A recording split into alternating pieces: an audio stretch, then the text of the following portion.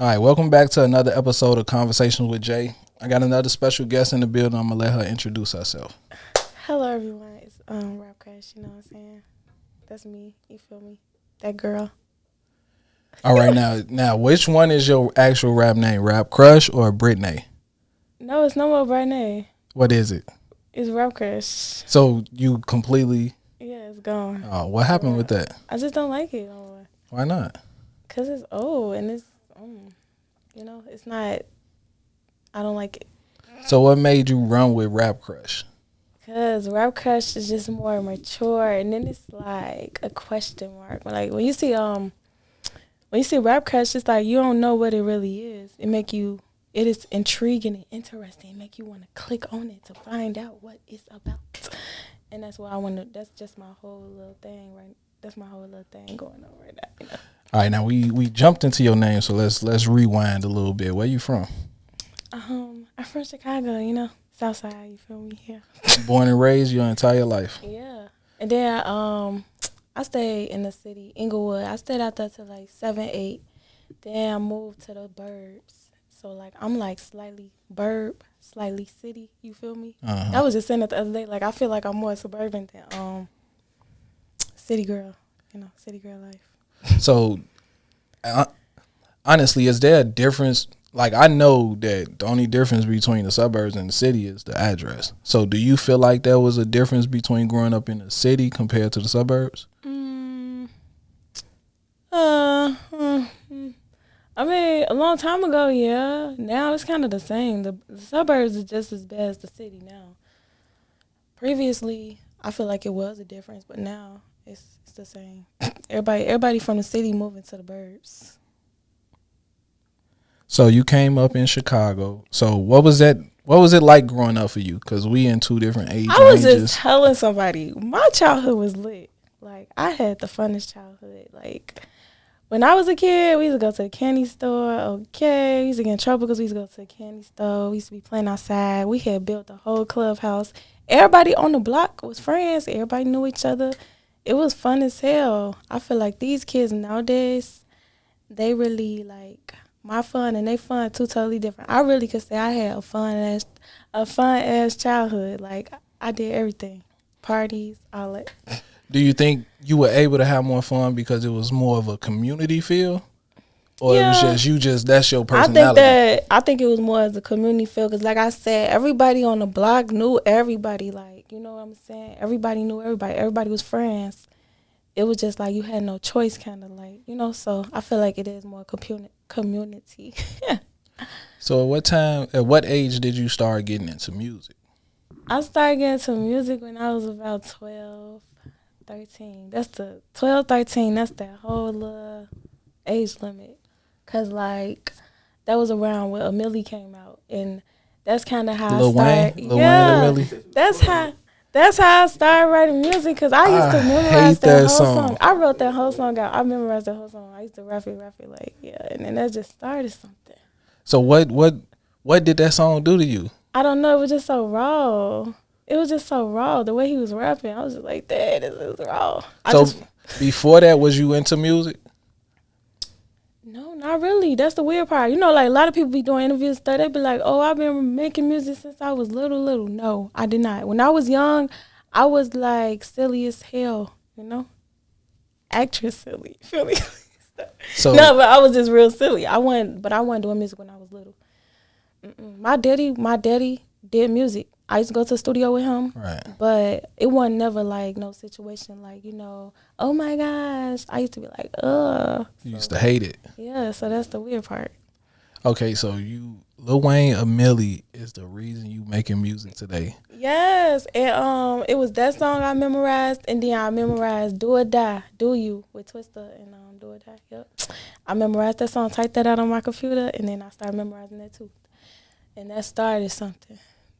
All right, so you started around age 12. Do you remember when you wrote your first song that was yours? Heck, because like when I was like in high school, I used to write music, but I ain't recorded, so no. All right, so my next question is, when did you actually take it serious? Like, I want to be a musician. And what was that point like? it was only 17. I feel like it wasn't my fault. I feel like it was my parents' fault because I could have been in the studio. You know what I'm saying? I think low key it was your fault because you just said your daddy used to take you, but I and asked you my weren't rocking with daddy though. I asked my daddy when I first started 12, 13. When I first started, I'm like, Daddy, I want to rap. Can you take me to the studio? Never took me to the studio, like ever. So has your daddy been influence on your music now? Like, does he give you pointers? He tried to, but he like super spiritual, so like He don't be like trying I to hit can't. it. You know, he be like, I support you, but he's like, I can't really like do too much because So I be like, it's cool. Right, his vibe ain't the type of music that. Yeah, like he want me to make music, spiritual music. Right. And I'm not at that point yet. So.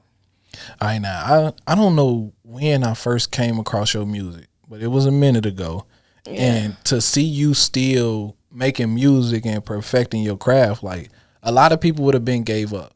I know. So what keeps you moving? It's the only thing I got. Like, I know a lot of people, when they be little, they be like, oh, I want to be a teacher, this and third. And they do all they can be a teacher. I don't got nothing like that. When I was little, every time I try and do something, it wouldn't work out, or I would just give up. I ain't like it. Right. Music the only thing that, like, I could really keep doing. I might take a little break or something, but then I still got it. I write. I don't know. It's the only thing I got. It's like, it's my baby. Can you sing? A little bit. That's the weird part. I think the older I get, the more I'm realizing that I could harmonize. But it's just my voice, though. I got a soft voice, so it's like I could. Do you see yourself making your own R&B and hip hop album? Heck yeah. Because I think that'd be super dope. If you featured yourself as two different people, the rapper and the singer. I think that'd be dope because I be thinking about that. I'm like, it's going to be hard for people to understand because it's like 1 minute I could really rap, but then at the same time I got a soft voice and I be wanting to make some real Erykah Badu, Lauryn Hill type shit. Right. And to some people it's like you can't do both type shit. I think it'd be kind of hard for people to understand that.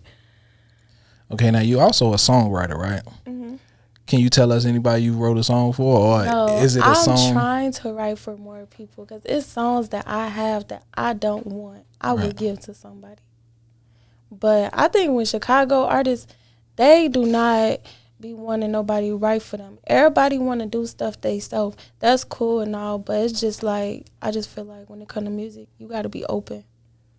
All right, now every Chicago artist that I sit down with, I always ask them the same question. Now, Chicago has the crabs in the bucket mentality. Have you ran into that wall? What you mean the crabs in the bucket? Because it seemed like a lot of people say Chicago don't support Chicago, which I know that's not true. To a certain extent, Chicago doesn't support Chicago. But then I think in other states too, and it's the same. It'd be kind of the same stuff. Right. But I don't know. I try and support people, but I go off vibes and energy. Like, if you ain't got good energy, I ain't supporting you.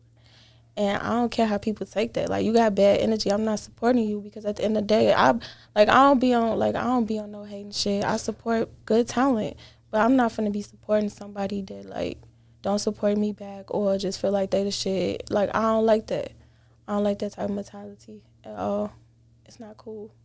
Now, see how you started off. You said it's a vibe and it's how you connect with them people. So I feel like Chicago, when it comes to music and artists commingling amongst each other, I think a lot of these cliques that go around, they only vibe with they clique. Yeah, they only vibe with they clique, and it be like, no, you know what I'm saying? But I feel like when it comes down to music, though, like, I study music. Like, I watch videos of artists from the 90s to early 2000s, and it was different. And I don't know if that's just some Chicago stuff, but it's like, they was working with everybody because they actually was making good music. Right. I feel like when people be like that, like, y'all turning down good music, and that's what the world like. Like, it's good music out here, but like Chicago, like, that's why we always get stereotyped for the music we come out with because everybody don't want to be open, like, and work with other artists. I could feel that because I low key think is how we were forced to grow up in Chicago. We always had to be tough, difficult. We always had to have that mean mug on our face to the point where it makes it hard for people to approach us. And if somebody can't approach you, like if y'all in the same bar, club, wherever, and they think they can't approach you, that may stop them from connecting with you in that moment. That's true, because, like, some people, they be thinking I'm, like, and then when they be around me, they be like, oh, you got good energy. I don't be, like, I don't know. I think that social media, too, plays a big part in it, too, because people don't really get a chance to really be around people and just vibe out. People just go off of, social media and what you post and what you say, So, yeah. So if you could write, right now, if you could write a song for anybody, who would it be? Summer Walker, definitely. You got some Summer Walker vibes? Yeah, I don't know what's going on. Like, I don't know. My R&B is. I was working yesterday, and I was just thinking of some shit, and I was like, damn, man, that's crazy, girl. Now, being a female in the Chicago music scene, I know it's difficult. It's hard. I know it's difficult. Being a female from Chicago that make music is hard as hell. I was talking to somebody and they was like, oh, being a female artist is not hard. It's easy because y'all could, y'all females, so y'all get more opportunity. I'm like, no, not me. Probably other females. I got to work twice as hard, I feel like, as a dude, because it's like I want to be respected. Like, right. And it's like, I'm not the type of girl that's like, oh, I'm finna fuck with this nigga, I'm finna flirt with him, or oh, I'm finna do this and da so I can get this and the third. I don't like that. I don't know. So it's like, it's twice as hard because it's like, motherfuckers see me, I get discredited. That's one thing that blow me. I get discredited. Like, a person could hear something and they be, oh, you wrote that? Oh, no, you had somebody else do that and you just making it seem like you did it. I get discredited. I get disrespected. It's a lot. I feel like I work way harder than a dude. But that's why I say, like, it's amazing that you haven't given up yet. Yeah. Because I see and hear your music playing on, like, the actual FM station. And none of that comes from just being complacent or just sitting still. All that comes from grinding. And I don't think people understand how hard it is to get to where you want. Everybody think it's just going to be handed. Yeah, and it's not. It's hard as hell. Like, it's super hard. Like, it's like sometimes I be wanting to cry because I be feeling like I be working and, like, I still don't get my credit. Like, right. So what, if I could ask, I'm going to say, what do you feel like is a flaw that you have as far as, because you say sometimes you get down on yourself, sometimes I'm pretty sure just want to give up, because I have moments where I be like, man, I want to give up. Even today, I've been in here since 11. I did one interview, I did a radio show, I did a podcast, and here I am doing another interview. So I understand that I don't want to do this shit. I want to go home. My biggest flaw, I don't know. I don't really. I don't know. I can't answer my biggest flaw. Hey, you could say you don't got none. That's cool too. I don't think. I mean, when it comes to music, my music world, I don't think I have a flaw. Okay, I think I'm Gucci, but real world, I probably got some flaws, but I don't think I fit in with the real world. So I just came to realization about that, which is cool. Now, how has COVID impacted your creating process and just you as an artist? COVID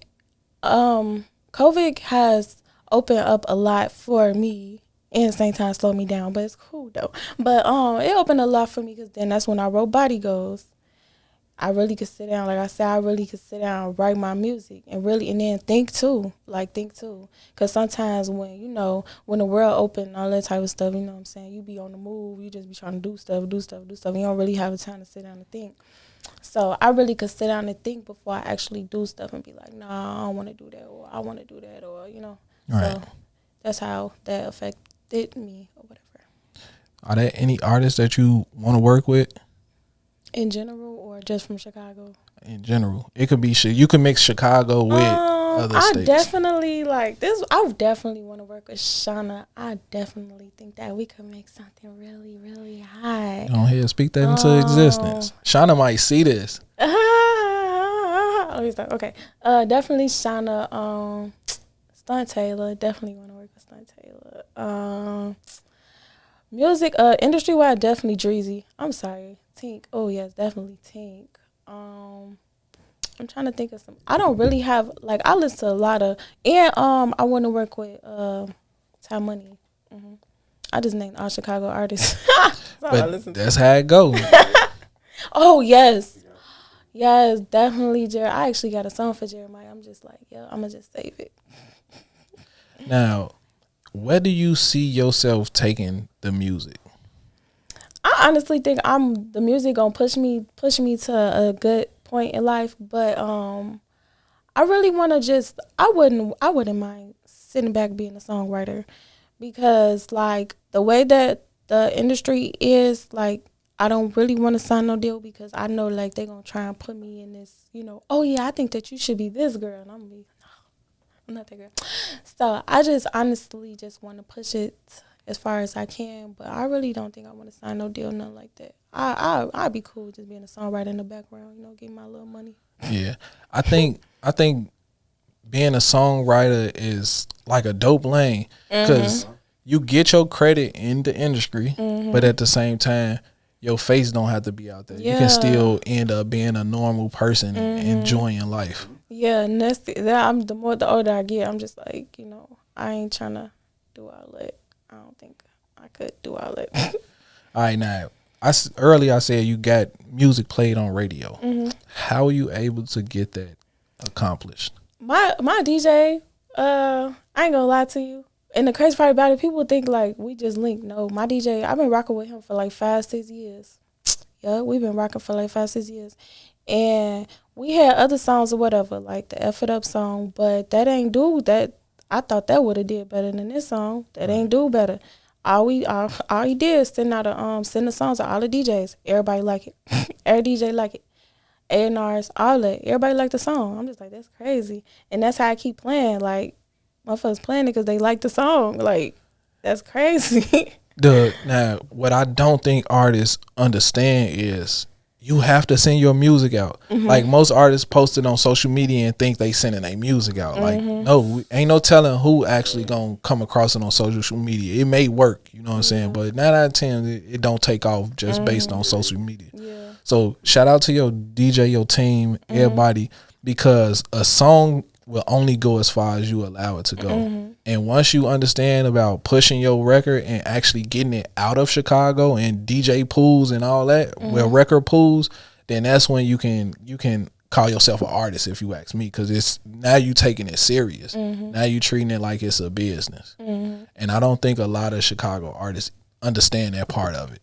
I don't know, but I think it takes time too, though, because I ain't realized that to now. Because I'm like, anything I make from now forward, it's marketed. Like, the marketing, it got to be a good marketing tool. Because it ain't no point in just putting something out just to be putting it out. At what point did you understand marketing was important? Probably early this year. I just realized it. Probably early this year, though. Seriously. And was it with your record Body Goals that you realized that? Yeah. Because I swear to God, I did not think, man, I wrote that song in the car at the freaking laundromat, and I was trying to hurry up and finish it because I'm like, I got to hurry up and send this out because I wanted it to drop on my birthday. Right. That was my birthday present to myself. I see you pushing Body Goals almost every day, if you ask me. You may take a couple days off, but I think artists need to say, I don't care if you're going to dislike this. I don't care if you're going to get tired of seeing this. Yeah, you're going to keep seeing it. You're going to keep seeing it. And that's what's supposed to happen. Because every day is a new listener. Just because I liked your Body Goals post 7 days in a row don't mean I synced it the 8th day. You know what I'm saying? Especially with the Instagram and the Twitter algorithms and everything. So what's next for you? I got a new song that I'm working on. That's so silly, but it's gonna be it's a feature. I got somebody on it though. It's a club song. It's a dance song. That's I don't want to go in the lane of being that girl that keep making dance music, but I like to dance, so it is what it is. I mean, it's a good lane to make party music. Yeah, I think you should use it as a platform to get where you want to go. Because imagine if you by the end of this year, Body Goals actually chart. That's going to force people to pay attention to you. And I ain't saying get stuck into one sound, you know what I'm saying? I ain't saying that. But at the same time, you say your main goal is to be a songwriter. Yeah. So you make Body Goals, that shit chart. Now you got people saying, who is this girl? You know what I'm saying? Then people get to reaching out to you. And that's when you say, hey, man, I got like 1,000 of them already in the tuck. You know what I'm saying? Hey, matter of fact, put me in tune with Rihanna, Summer Yeah. Walker. You know what I'm Yeah. saying? Because it's all about opportunities and who you know. Yeah, definitely about that networking. Huh? People don't understand how important networking is. Yeah, it's very important. I was watching a video the other day about Seven Streeter, and that's how she got in the door because she was writing for Chris Brown, networking with his people. Right. So I like to tell people you never know who anybody is. I know. And it be, like I say, it's always the person that you think It's always ain't the person nobody. that you would never be like, no, not that person. Right. They dress bummy or something. They just don't have that look, but whole time they plugged in. Yeah, I know. That's the crazy part. So, are you working on any projects? Valentine's Day. I'll drop from Keisha, Diary of Keisha. On Valentine's Day? Yeah, Valentine's Day. That's a very important project to me. Is that gonna be a full project, EP? Just the EP. Okay. Yeah. So, are there any features on that? What can we expect from that project? I'm not putting no features on it. Is it all you? It's all me. Yeah. It's gonna be kind of like it's gonna be a story. I ain't gonna lie. Yeah. Are you Got a excited? girl, like Keisha, off of Belly. You excited? Yeah, to a certain extent. Now, you working on a project. You got Body Gold screaming on every social media site. It's playing on the radios. Next song that's finna do better. I mean, I don't know. I ain't gonna talk about that too much, but I just know that song gonna crack. Now, from 17-year-old you up to you now, like, what advice would you have for the 17-year-old yourself? Man, I would tell myself to embrace being yourself and your creativity, because that's what sets you apart for a lot of people, and don't get sad about it. Don't try and belittle yourself or whatever. Have more confidence in yourself. Be more smart about your decisions that you make, and the people that you surround yourself around, yeah. All right, now, before we get out of here, is there anybody you want to give a shout out to, show some love to? Definitely want to shout out my DJ. We've been working hard, and it's just the beginning of everything. Shout out to my fans, everybody, that been following me, because your girl popping. Shout out to Mixer up in here though, and I think that's about it. No, that's it. Okay, before we get out of here, I want to once again say thank you for coming, because you didn't have to come, but you slid, and I appreciate that. Thank you for, bringing your positive energy in here, because I definitely am tired, you know what I'm saying? So it was good having your energy in here. And shout out to everybody listening. This has been another episode of Conversations with Jay. Bye.